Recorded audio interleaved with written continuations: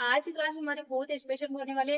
क्यों? क्योंकि आज क्लास में हम बीजगणित के अंदर घातांक के नियम कैसे लगते हैं और किस प्रकार से अपन घातांक के नियम लगाकर उसमें को सोल्व करेंगे, वो सीखने वाले हैं। तो आपको इस क्लास को अपने दोस्तों के साथ में शेयर कर देना है ताकि वो भी एकदम आसान तरीके से घातांक के नियमों को बीजगणित में कैसे अप्लाई किया जाता है वो सीख सके। तो चलिए आज क्लास स्टार्ट करते हैं।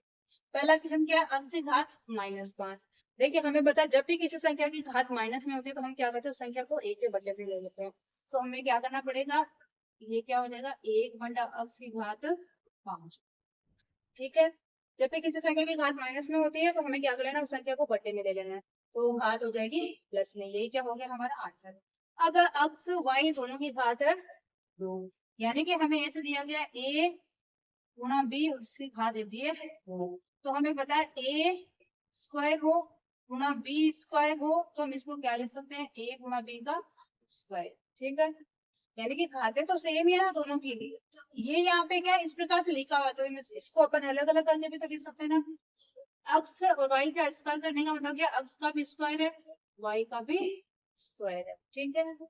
तीसरा क्या है, 2x² वाई ऊपर पूरे की घात है 2। तो मतलब सबका स्क्वायर करना है, तो 2 का स्क्वायर करेंगे तो 4।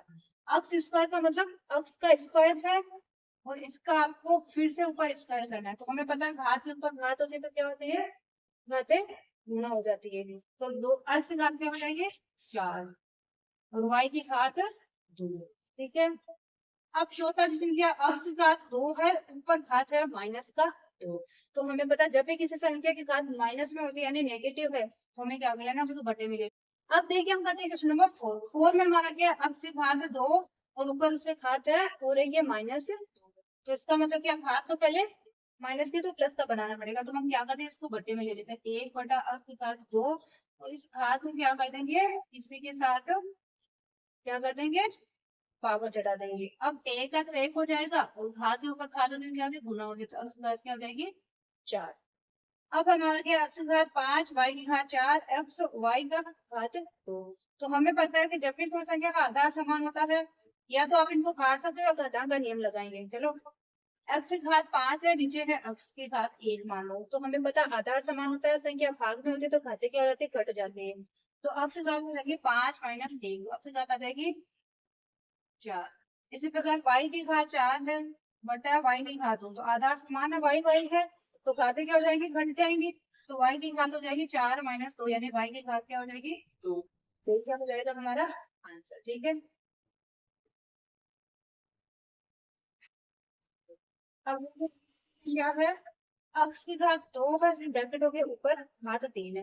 देखिए जब भी इस प्रकार से आता है कि घात के ऊपर घात है तो घातें क्या हो जाती है, गुणा हो जाती है। तो x की घात क्या हो जाएगी 2 × 3 यानी x की घात क्या हो जाएगी 6। अब y गुणा y, तो y गुणा y का मतलब y की घात भी 1 है गुणा y की घात भी 1 है। जब भी किसी संख्या का आधार समान होता है और घाते क्या होता है, सॉरी संख्या का आधार समान होता है, संख्या गुणा में होते तो घाते जुड़ जाते हैं। तो हम क्या लिख सकते हैं, y 1 + 1 बराबर y की घात 2। ठीक है। लास्ट क्वेश्चन क्या है, y की घात 5 है, y की घात 1, संख्या का आधार समान है, संख्या भाग में है, तो हम कर सकते हैं y की घात 5 - 3, तो y की घात आ जाएगी 2। यही क्या हो जाएगा हमारा आंसर। तो आप लोग मुझे कमेंट करके बताना कि आपको बीजगणित के अंतर्घातांक का नियम कैसा लगा।